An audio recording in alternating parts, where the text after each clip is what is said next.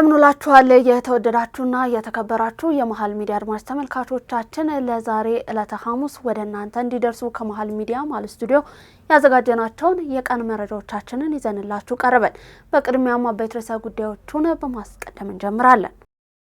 በጎንደር ዞን በሶሮቃ ንዑስ ወረዳ የማክሰኞ ገበያ ቀበሌ ነዋሪዎች የጥፋት ቡድን አባል ነው ያሉትን አካል በቁጥጥር ስር መዋላቸውን እንዲሁም ትጥቅ ማስፈታታቸው ተገለጸ። በሁመራ አቅራቢያ በሚገኘው የሸረሪና ግንባር ግዴማ በተባለች ቦታ ላይ በወታደራዊ ኃይሎች ቁጥጥር ስር የዋለ ግዙፍ የመሳሪያ ዲፖ መገኘቱ ተገለጸ። ወደ ትግራይ ዳግም ተመልሰን በህወሓት ከምንሰቃይ መሰደድ ይሻለናል አሉ የአርሚ 13 አባላት። ጠቅላይ ሚኒስትር ዶክተር አብይ አህመድ እንዲሁም ከፍተኛ የመንግስት የስራ ኃላፊዎች ባህር ዳር ከተማ ገቡ። ኢራን በሆርሙዝ ወሽመጥ በኩል የሚደረገውን የመርከቦች ጉዞን በተመለከተ ከኦማን ጋር ስምምነት ላይ መድረሷን ገለጸች የሚለው ከውጭ ይዘነዋል። እነዚህ ለዛሬ ዕለተ ሐሙስ ወደ እናንተ እንዲደርሱ ካዘጋጀናቸው ርዕሰ ጉዳዮቻችን መካከል አበይቶቹ ናቸው። ውድ ተመልካቾቻችን ዜናውን ላይክና ሼር ሚዲያችንን ሰብስክራይብ በማድረግ ዜናውን ጀምሮ ከመሸጋገሪያው በኋላ ስንመለስ በቀጥታ በዝርዝር ወደምንመለከታቸው እናልፋለን። በለቡ እንዲሁም በሳር ቤት በጊዜው ገንብቶ ለባለቤቶቹ ያስረከበው ሆራ ሪል ስቴት አሁን ደግሞ ለኢንቨስትመንትም እንዲሁም ለመኖሪያ ተፈላጊ በሆነችው ሳር ቤት አፍሪካን ዩኒየን ፊት ለፊት ዘመናዊ አፓርትመንቶችን ይዞሎት ቀርቧል።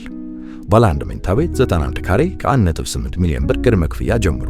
ባለ 2 መኝታ ቤት 131 ካሬ፣ 133 ካሬ እንዲሁም 137 ካሬ ከ2.6 ሚሊዮን ብር ቅድመ ክፍያ ጀምሩ። ባለ 3 መኝታ ቤት 166 ካሬ፣ 170 ካሬ እንዲሁም 175 ካሬ ከ3.3 ሚሊዮን ብር ቅድመ ክፍያ ጀምሩ። ቀጠሮ ለማስያዝ እንዲሁም ሳይት ለመጎብኘት በ0911 04 11 67 እንዲሁም በ0978 48 90 20 ላይ ይደውሉ። ሆራ ሪል ስቴት። ተመልሰናል። እስከ ዜናዎቻችን ፍጻሜ አብራችሁን ተቆዩ ዘንድ የአክብሮት ግብዣችን ነው። በቀዳሚነት ወደ ያዝነው መረጃችን አለፍን። በጎንደር ዞን በሶሮቃ ንዑስ ወረዳ የማክሰኞ ገበያ ቀበሌ ነዋሪዎች የጥፋት ቡድን አባል ነው ያሉትን አካል በቁጥጥር ስር መዋላቸው እንዲሁም ትጥቅ ማስፈታታቸው ተገለጸ። የህዝቡን ጥያቄ እንዲሁም ወደ ቀበሌያችን አትግቡ የሚል ማስጠንቀቂያን በመጣስ ወደ ማክሰኞ ገበያ ቀበሌ ለመግባት የሞከሩት የታጠቁ የቡድን አባላት ከነዋሪው ጠንካራ ተቃውሞ ገጥሟቸዋል። ከነዋሪው በወጣ ውሳኔ በቁጣ ተነስቶ በወሰደው ህዝባዊ እርምጃ የቡድኑ አባላት አካባቢውን ጥለው ሲሸሹ አታክልት አስታጥቀው የተባለውን የቡድን አባል በቁጥጥር ስር መዋል ተችሏል።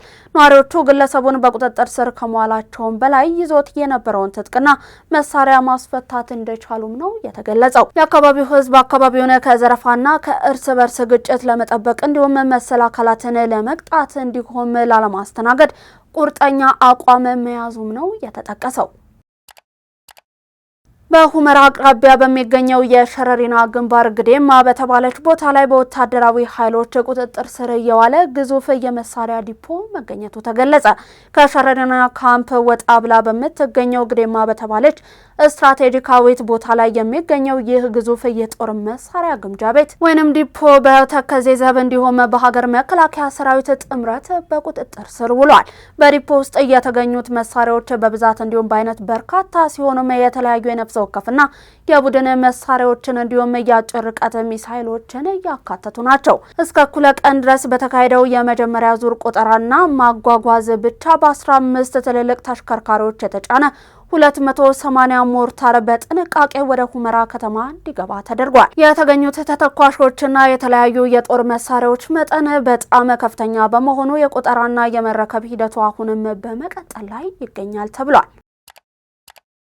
ወደ ትግራይ ዳግም ተመልሰን በህወሓት ከምንሰቃይ መሰደድ ይሻለናል አሉ የአርሚ 13 አባላት።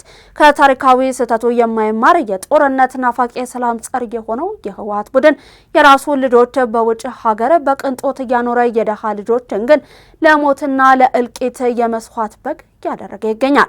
ሰሞኑን በሸረሪና አካባቢ ጀግናው የመከላከያ ሰራዊት ባካሄደው የህግ ማስከበር ኦፕሬሽን በርካታ የህወሓት ታጣቂዎች ተደምስሰዋል። ከነዚህ መካከል አርሚ 13 የተባለው ስብስብ አንዱ ሲሆን አብዛኞቹ አባላት ለሞትና ለከባድ ጉዳት ተዳርገዋል።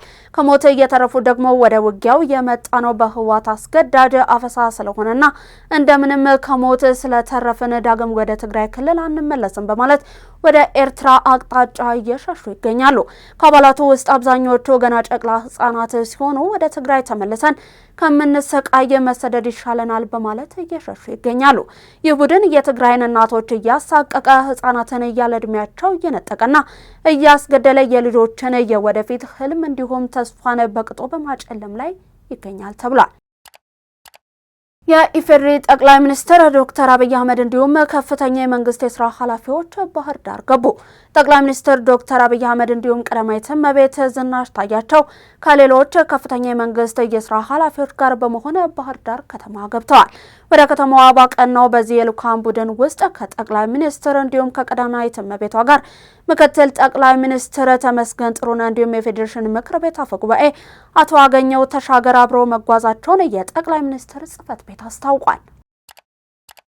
በ4 ዓመት ህፃን ላይ የአስገድዶ መድፈር ወንጀል የፈጸሙት የ72 ዓመት አዛውንት በ12 ዓመት ጽኑ እስራት ተቀጡ። ዝርዝር ጥንቅሩን ይዘናል፣ እንደሚከተለው ይቀርባል። የቦሌ ክፍለ ከተማ ፖሊስ መምሪያ እንደገለጸው በ4 ዓመት ህፃን ላይ ያስገድዶ መድፈር ወንጀል የፈጸሙት የ72 ዓመቱ አዛውንት በ12 ዓመት ጽኑ እስራት ተቀጥተዋል።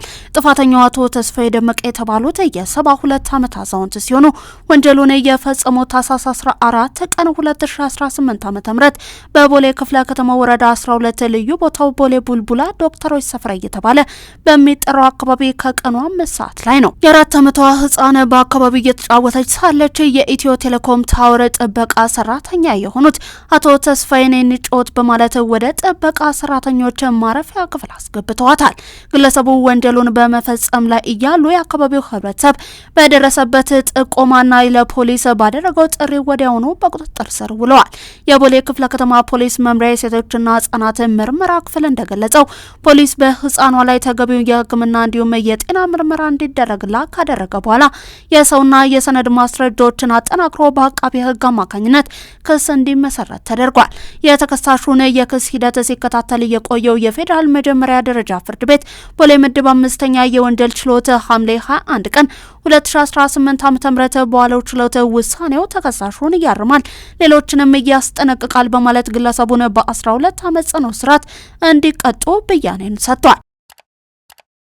በተጠናቀቀው በጀት ዓመት ከ5.7 ቢሊዮን ዶላር በላይ ከማዕድን ወጪ ንግድ ተገኝቷል አሉ የማዕድን ሚኒስትር ኢንጂነር ሀብታሙ ተገኝ። የማዕድን ሚኒስትር የ2018 በጀት ዓመት እቅድ አፈጻጸምና የ2019 በጀት ዓመት እቅድ ግምገማ ውይይትን እያካሄደ ነው። ማዕድን የኢትዮጵያ ኢኮኖሚ ምሰሶ በመሆን ምጣኔ ሀብቱ ላይ ከፍተኛ ለውጥ እያመጣ መሆኑን ሚኒስትሩ ኢንጂነር ሀብታሙ ተገኝ ተናግረዋል። በበጀት ዓመቱ በማዕድን ዘርፍ ስኬታማ ስራዎች መሰራታቸውን እንዲሁም አመርቂ አፈጻጸም መመዝገቡንም ሚኒስትሩ ጠቅሰዋል። በኩባንያዎች እንዲሁም ከባህላዊ ወርቅ አምራቾች 44 ቶን በማምረት 5.65 ቢሊዮን ዶላር ገቢ ተገኝቷል። ከዚህ በተጨማሪም ለ271 ሺህ በላይ ሰዎች ከዘርፉ ቋሚ የስራ እድል መፈጠር ተችሏል። በዘርፉ የኢንቨስትመንት ፈቃድ በመስጠት እንዲሁም ታኪ ምርቶችን በማምረት ረገድ ተጨባጭ ውጤት መመዝገቡንም ሚኒስትሩ አክለው ተናግረዋል። በአጠቃላይ በበጀት ዓመቱ ከወጪ ንግድ ማዕድናት 5.7 ቢሊዮን ዶላር መገኘቱን ኢንጂነር ሀብታሙ ተገኝ አስታውቋል። ሚኒስትሩ የማዕድን ዘርፍ ከአምስቱ የሀገራችን የኢኮኖሚ ምሰሶች አንዱ መሆኑን ገልጸው ባለፉት ዓመታት የዘርፉ እድገት በፍጥነት እየጨመረ መምጣቱንም አመልክተዋል። በቀጣይም 6.7 ቢሊዮን ዶላር ገቢ ለማግኘት ታቅዶ እየተሰራ እንደሚገኝ ጠቁመዋል። የጤናውን ዘርፍ ጥራት ተደራሽነትና ፍትሃዊነትን ለማረጋገጥ የሚያስችሉ የዲጂታላይዜሽንና የሪፎርም ስራዎች በላቀ ቅንጅትና ቁርጠኝነት እየተተገበሩ መሆኑን የጤና ሚኒስትሯ ዶክተር መቅደስ ዳባ ገለጹ። የጤና ሚኒስቴርና የክልል ጤና ቢሮዎች የጋራ መድረክ በባህር ዳር ተጀምሯል። ተጨማሪ አለን። ሚኒስትሯ በዚህ መድረክ እንደገለጹት የጤናው ዘርፍ የማዘመንና ለህብረተሰቡ የሚሰጠውን አገልግሎት በማስፋት በኩል ውጤታማ ስራ መስራት ተችሏል። በሀገር አቀፍ ደረጃ በተፈጠረ ጠንካራ የሕክምና አቅም ተላላፊ የሆኑ የወረርሽኝ በሽታዎችን በመከላከል ትልቅ ለውጥ ማስመዝገብ እንደተቻለም ገልጸዋል። እንዲሁም ተላላፊ ያልሆኑ በሽታዎችን በመከላከል በኩል የማህበረሰቡን ግንዛቤ ከማሳደግ ባሻገር የሕክምና ግብዓትን በማሟላት አክሞ የማዳን አቅም በእጅጉ ማደጉን ተናግረዋል። በተጠናቀቀው በተጠናቀቀው በጀት ዓመትም ዘላቂ የጤና ልማት ግቦችን ታሳቢ በማድረግ በተከናወነ ቅንጅታዊ የእቅድ አፈጻጸምም በሁሉም መለኪያዎች አበረታች ውጤት ማስመዝገብ ተችሏል ብለዋል። በተለይም የአገልግሎት ጥራት፣ ተደራሽነትና ፍትሐዊነትን ማረጋገጥ እያስቻሉ የዲጂታላይዜሽንና የሪፎርም ስራዎች በላቀ ቁርጠኝነትና ቅንጅት ተተግብረዋል ነው ያሉት። በቀጣይም በጤናው ዘርፍ የዘላቂ ልማት ግቦችን ለማሳካትና የሜዲካል ቱሪዝምን በማሳካት ሁኔታው እውን ለማድረግ በሰው ሀብት ልማት ላይ ትኩረት ተደርጎ እየተሰራ እንደሚገኝ አስገንዝበዋል። በ2019 በጀት ዓመትም እስካሁን የተገኙ ውጤቶችን በማጠናከርና በቴክኖሎጂ የታገዙ አዳዲስ አሰራሮችን በመተግበር ማህበረሰባችንን የተሟላ የጤና አገልግሎት ተደራሽ የማድረግ ስራ በተሻለ ትብብር ይሰራል ብለዋል። የአማራ ክልል ጤና ቢሮ ኃላፊ የሆኑት አቶ አብዱልከሪም መንግስቱ በበኩላቸው በክልሉ ችግሮችን በመቋቋም የማህበረሰቡን የጤና ፍላጎት መሰረት ያደረገ ውጤታማ ስራ ተሰርቷል ብለዋል። በተጠናቀቀው በጀት ዓመት የ11 ሆስፒታሎችን ግንባታ በማጠናቀቅ ለአገልግሎት ማዘጋጀት እንደተቻለ ጠቅሰው በ13 ሆስፒታሎችም የሲቲ ስካን መሳሪያ ማሟላት እንደተቻለ ገልጸዋል። በተጨማሪም በየደረጃው ያሉ የሕክምና ተቋማት የተሻለ ሕክምና መስጠት እንዲችሉ በግብአት የማሟላት ስራ ተሰርቷል ብለዋል። የጤና ዘርፉን በቴክኖሎጂ በማዘመን ጥራት፣ ዘላቂነትና ፍትሐዊነትን በማረጋገጥ በኩል የተሻለ ስራ መስራት እንደተቻለም ነው ያመለከቱት። አሁንም የክልሉን የጤና ዘርፍ የሪፎርም እንዲሁም የዲጂታላይዜሽን ስራዎችን በማጠናከር ለላቀ ውጤታማነት ለተሻለ ትጋትና ቁርጠኝነት ይሰራል ነው ያሉት። በመድረኩ ከተለያዩ ክልሎች የመጡ የዘርፉ አመራሮች እየተሳተፉ ሲሆኑ የ2018 በጀት ዓመት እቅድ አፈጻጸምና የ2019 በጀት ዓመት እቅድ ዙሪያ ምክክር እየተደረገ ይገኛል።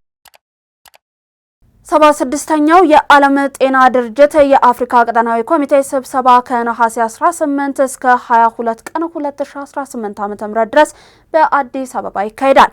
በዓለም ጤና ድርጅት የአፍሪካ ቀጠና መረጃ እንዳመለከተው ስብሰባው ከዓለም ጤና ድርጅት የአፍሪካ ቀጠናዊ ጽሕፈት ቤት ጋር በመተባበር የሚያዘጋጁት እንደሆነ የተገለጸ ሲሆን የቀጠናውን የጤና አጀንዳዎች ላይ በመምከርና አህጉራዊ ትብብርን ማጠናከርን ያለመ ነው ተብሏል። የአፍሪካ ኢኮኖሚ የፖለቲካና የዲፕሎማሲ መዲና የሆነችው አዲስ አበባ በተጠናቀቀው በጀት ዓመት በርካታ ዓለም አቀፍና አህጉር አቀፍ ጉባኤዎችን አስተናግዳለች። ከነሐሴ 18 እስከ 22 ቀን 2018 ዓ.ም ደግሞ 76ኛውን የዓለም ጤና ድርጅት ጉባኤን ታስተናግዳለች። ስብሰባው የአፍሪካ ህብረት መቀመጫ የሆነችው አዲስ አበባ የዲፕሎማሲ ማዕከልነቷን በመጠቀም ለጋራ የጤና ፈተናዎች የተቀናጀ አህጉራዊ ምላሽን ለመስጠት ስትራቴጂካዊ መድረክ እንድትሆን ያደርጋታል። ጉባኤው ኢትዮጵያ በጤናው ዲፕሎማሲ ዘርፍ የምታደርገው አዎንታዊ አስተዋጽኦ እንዲሁም በዘርፉ ያላት ልምድ ለማካፈል እድል ያመቻቻል ተብሎ ይጠበቃል። የአፍሪካ ቀጠና አባል ሀገራት የጤና ሚኒስትሮች፣ ከፍተኛ ባለስልጣናት፣ የዓለም አቀፍ ጤና መሪዎች፣ የልማት አጋሮችና የዓለም ጤና ድርጅት ተወካዮችን ጨምሮ ከ600 በላይ ተወካዮች እንደሚሳተፉበትም መረጃው አመልክቷል። የተወደዳችሁ የመሃል ሚዲያ አድማጭ ተመልካቾቻችን እየተመለከታችሁ እኛ እያደረስናችሁ የምንገኘው ለዛሬ ዕለተ ሐሙስ ወደ እናንተ እንዲደርሱ ያዘጋጀናቸውን የቀን መረጃዎቻችንን ነው። አሁን ደግሞ ከባህር ማዶ ወደ ያዝናቸው እናልፋለን። በለቡ እንዲሁም በሳር ቤት በጊዜው ገንብቶ ለባለቤቶቹ ያስረከበው ሆራል ሪል ስቴት አሁን ደግሞ ለኢንቨስትመንትም እንዲሁም ለመኖሪያ ተፈላጊ በሆነችው ሳር ቤት አፍሪካን ዩኒየን ፊት ለፊት ዘመናዊ አፓርትመንቶችን ይዞሎት ቀርቧል። ባለ 1 መኝታ ቤት 91 ካሬ ከ1.8 ሚሊዮን ብር ቅድመ ክፍያ ጀምሩ። ባለ 2 መኝታ ቤት 131 ካሬ፣ 133 ካሬ እንዲሁም 137 ካሬ ከ2.6 ሚሊዮን ብር ቅድመ ክፍያ ጀምሩ። ባለ 3 መኝታ ቤት 166 ካሬ፣ 170 ካሬ እንዲሁም 175 ካሬ ከ3.3 ሚሊዮን ብር ቅድመ ክፍያ ጀምሩ። ቀጠሮ ለማስያዝ እንዲሁም ሳይት ለመጎብኘት በ0911 04 11 67 እንዲሁም በ0978 48 90 20 ላይ ይደውሉ። ሆራ ሪል ስቴት። የአሜሪካው ፕሬዝዳንት ዶናልድ ትራምፕ አስተዳደር የአረብ እንዲሁም የአፍሪካ ጉዳዮች አምባሳደር አማካሪ ማሳድ ብሎስ ዋሽንግተን ከኤርትራ ወይንም ከሌሎች ቀጠናዊ አጋሮቿ ጋር ያደረገችው ምንም አይነት ምስጢራዊ ስምምነት የለም ሲሉ የወጡ ዘገባዎች አስተባብለዋል። አሜሪካ ከኤርትራ መንግስት ጋር ከጀርባ ምስጢራዊ ድርድር እንዲሁም ስምምነትን አድርጋለች በሚል በስፋት ሲሰራጩ የነበሩ መረጃዎች መሬት የሌላቸው ወሬዎች መሆናቸውንም አማካሪው አረጋግጠዋል። ዋሽንግተን ከአፍሪካ ቀንድ ሀገራት ጋር የምታደርጋቸው ንግግሮች በሙሉ የቀጠናውን ዘላቂ ሰላም ደህንነትና መረጋጋት ማረጋገጥ ላይ ብቻ ያተኮሩ ግልጽ ውይይቶች መሆናቸውንም ገልጸዋል። ይህ ይፋዊ ማብራሪያ የተሰጠው በአፍሪካ ቀንድ አካባቢ እየተካሄደ ባሉ የጂኦፖለቲካዊ እንቅስቃሴዎች ሳቢያ አሜሪካ ከኤርትራ ጋር አዲስ ወታደራዊ ወይንም ፖለቲካዊ አጋርነትን ፈጥራለች የሚሉ ግምቶችና የዜና ዘገባዎች በስፋት በመሰራጨታቸው ምክንያት ነው። ይህ ማብራሪያ የአሜሪካ አስተዳደር በአፍሪካ ቀንድ የሚከተለው የውጭ ፖሊሲ አቋም ግልጽና በዲፕሎማሲያዊ ሰላም ላይ ያተኮሩ መሆኑን ለማሳየት ያለመ እንደሆነም ተመላክቷል። ከፍተኛ የሙቀት ማዕበል እንዲሁም ሰደድ እሳት አውሮፓን እየፈተነ ነው። አውሮፓ አህጉር በከፍተኛ የሙቀት ማዕበል፣ በሰደድ እሳት እንዲሁም በድርቅ አደጋ እየተጠቃች መሆኑ ተገልጿል። የሙቀት መጠኖች አዳዲስ ሪከርዶችን እያስመዘገቡ ሲሆንም በበርካታ ሀገራት የደን እሳት መስፋፋቱ ከባድ ጉዳትን እያስከተለ ነው። በኦስትሪያ የሙቀት መጠን እስከ 41.2 ዲግሪ ሴልሺየስ መድረሱ የተገለጸ ሲሆን ይህም በአካባቢው ከተመዘገቡ ከፍተኛ የሙቀት መጠኖች መካከል መሆኑ ተጠቁሟል። ከፍተኛ ሙቀቱና የዝናብ እጥረቱ በግብርና ላይ ከባድ ጫናን እያሳደረ ሲሆን የውሃ መጠን መቀነስ በአንዳንድ ሀገራት የኃይል ማመንጫ ስራዎች እንዲስተጓጎሉም አድርጓል። በተለይም የዳኑብ እንዲሁም ሳቫ ወንዞች የውሃ መጠን መቀነስ በሃንጋሪና በስሎቬኒያ የሚገኘው የኒውክሌር ኃይል ማመንጫዎች የምርት አቅም እንዲቀንስ ማድረጉ ተገልጿል። በፈረንሳይ፣ በስፔን፣ በአልቤኒያ እንዲሁም በግሪክ የተነሱ ሰደድ እሳቶች ሰፊ የመሬት አካባቢዎችን እያወደሙ ሲሆኑ በሺዎች የሚቆጠሩ ሄክታር ደንና የእርሻ መሬት መቃጠሉና በርካታ ነዋሪዎች መፈናቀላቸው ተሰምቷል። በተጨማሪም የራይን ወንዝ የውሃ መጠን መቀነስ የጭነት መርከቦች እንቅስቃሴ እንዲገደብ ሲያደርግም በታላቋ ብሪታንያ የእህል ምርት ከ1984 ወዲህ ዝቅተኛ ደረጃ ላይ ሊደርስ እንደሚችል ተገምቷል። በአህጉሩ በተከሰተው የሙቀት ማዕበል ምክንያት ከ1300 በላይ ሰዎች ሕይወት ማለፉን የተለያዩ ሪፖርቶች ይጠቁማሉ። ባለሙያዎች የአየር ንብረት ለውጥ እነዚህ አይነት ከባድ የአየር ሁኔታዎች እያበዛቸው መሆኑንም እያስጠነቀቁ ነው። ኢራን በሆርሙዝ ወሽመጥ በኩል የሚደረገውን የመርከቦችን ጉዞ በተመለከተ ከኦማን ጋር ስምምነት ላይ መድረሷን ገለጸች። በዚህ ርዕሰ ጉዳይ ዙሪያ ዝርዝር ጥንቅሩ እንደሚከተለው ተሰናድቷል። የቴህራን የውጭ ጉዳይ ሚኒስትር ቃል አቀባይ የሆኑት እስማኤል ባጋይ የመጨረሻው ምዕራፍ ላይ እንደሆነ ስለገለጹት ስምምነት ዝርዝር መረጃን ከመስጠት ተቆጥበዋል። ይሁን እንጂ ከኦማን የተደረሰው ስምምነት በወሽመጡ የሚደረግ ጉዞ ደህንነቱ የተጠበቀ ለመሆኑ ዋስትና እንዳልሆነ አንስተዋል። ቃል አቀባዩ ይህንን ያሉት አሜሪካ የኢራን ወደቦች ላይ የጣለችውን የጉዞ እገዳ የወሽመጡ የደህንነት ሁኔታን ተጽዕኖ ውስጥ እንደሚከተው በመጥቀስ ነው። አሜሪካና ኦማን የስምምነት እቅዱን በተመለከተ አስተያየትን አልሰጡም። ቴህራን በወሽመጡ የሚያልፉ መርከቦች ላይ እጥለዋለሁ የምትለውን ክፍያ ኢራንና አሜሪካን ካላስማሙ ጉዳዮች ውስጥ አንዱ ነው። ኢራን በወሳኙ የባህር መስመር የሚያልፉ መርከቦች ከሚይዙት ጭነት ዋጋ ውስጥ ከ5% እስከ 7% ክፍያ መሰብሰብ እንደምትፈልግ አንድ ከፍተኛ የኢራን ባለስልጣን ለሮይተርስ ተናግረዋል። ኦማን ከኢራን ጋር በምታደርገው ንግግር የክፍያ መጠኑ 3% ገደማ እንዲሆን ጠይቃለች። የአሜሪካ ፍላጎት ደግሞ ምንም አይነት ክፍያ እንዳይኖር ነው። የሮይተርስ ዘገባ እንደሚያሳየው ከሆነ የቀረበው ስምምነት ቴህራን ወደ ፋርስ ባህረ ሰላጤ የሚገቡ መርከቦች ጉዞ ላይ ቁጥጥር እንዲኖራት ያደርጋል። የካቲት ላይ አሜሪካ እንዲሁም እስራኤል በኢራን ጥቃት ከከፈቱበት ጊዜ አንስቶ ቴህራን ከዓለም አቀፉ የነዳጅ እንዲሁም የተፈጥሮ ጋዝ ምርት ውስጥ 20% ገደማው የሚተላለፍበትን የሆርሙዝ ወሽመጥን ዘግታለች። ማክሰኞ ዕለት የአሜሪካ ፕሬዝዳንት ዶናልድ ትራምፕ ወሽመጡ በቅርቡ የማይከፈት ከሆነ ኢራን እጅግ በከባዱ እንደምትመታ አስጠንቅቀዋል። ትራምፕ ማስጠንቀቂያውን የሰጡት ከፍተኛ የአሜሪካ ባለስልጣናት ከኢራን ጋር የሚያደርጉት ንግግር ከዚህ ሳምንት መጨረሻ በሆርሙዝ የሚደረግ ጉዞን በድጋሚ ለማስጀመር በሚያስችል ደረጃ ማሻሻል እንዳሳዩ ከተናገሩ በኋላ ነው። ኢራን ግን ከአሜሪካ ጋር እየተነጋገረች እንዳልሆነ እንዲሁም ለመደራደር እቅድ እንደሌላት በተደጋጋሚ ገልጻለች። ሁለቱ ሀገራት እንዲሁም አሸማጋዮች በሚያደርጓቸው ውይይቶች ውስጥ አንዱ ቁልፍ ጉዳይ የሆርሙዝ ወሽመጥ መከፈት ነው።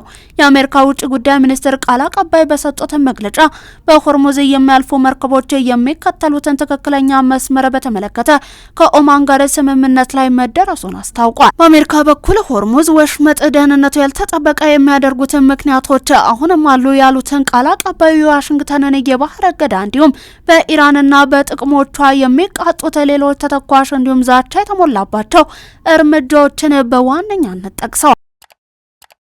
ለዛሬ ለሐሙስ ወደ እናንተ ከመሃል ሚዲያ ማል ስቱዲዮ እንዲደርሱ የተዘጋጁት የቀን መረጃዎቻችን እስካሁን እየተመለከታችኋቸውን ይመስሉ ነበር። እስከ ፍጻሜ አብራችሁን ስለነበራችሁ እጅግ እናመሰግናለን። ዜናውን ላይክ እና ሼር፣ ሚዲያችንን ሰብስክራይብ በማድረግ አጋርነታችሁን ቤተሰብነታችሁን ታጠነክሩ ዘንድ የአክብሮት ግብዣችን ነው። ከዩቲዩብ ባለፈ በፌስቡክ፣ ቴሌግራም እንዲሁም ቲክቶክ ገጾቻችን ተጨማሪ የመሃል ሚዲያ ይዘቶችን መመልከት ትችላላችሁ። በእኔ ቦታ በቃው። ጤና ይስጥልን።